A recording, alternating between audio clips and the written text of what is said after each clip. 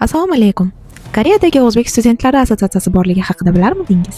Men ham bunday ajoyib community bilan birinchi marta tanishdim. Bu sayt jamoasi tomonidan uyushtirilgan trip Annam parkida bo'lib o'tdi. Bu saylga kelgan barcha ishtirokchilar bilan 4 ta timga bo'lindik va har bir komanda o'z a'zolari bilan tanishib, birgalikda timlariga nom berdik va bizning jamoamiz Ibrat deya nom oldik.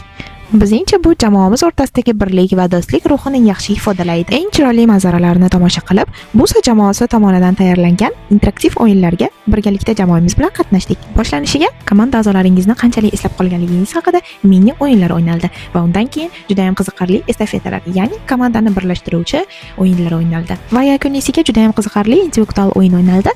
Har bitta jamoa o'z guruh a'zolari bilan birgalikda she'r yozishi kerak edi. Bahonada jamoamizdagi shuncha shoirlar borligini bilib oldim va qo'limdan kelgancha bu she'rni chiroyli o'qib berishga harakat qildim. Va yakunisiga jamoamiz bilan birgalikda bugungi taassurotlarimizni mini intervyu sifatida yozib oldik va bu ajoyib sayl uchun Busa jamoasiga minnatdorchiligimni bildirib qolaman. Kattakon rahmat.